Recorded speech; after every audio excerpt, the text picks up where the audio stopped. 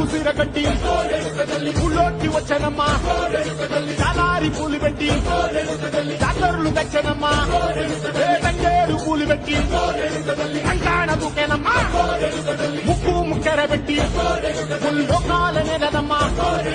ముందార చూడంగా మున్నూరు కన్నులమ్మా ఎనకాల చూడంగా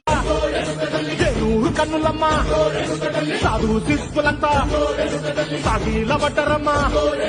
మహారాజు రాజులంతా మొగారిల్లిరమ్మా కోరిక కోరంగా రంగులు పూసినాము ఆశలు తీరంగా ఏసాలు వేసినాము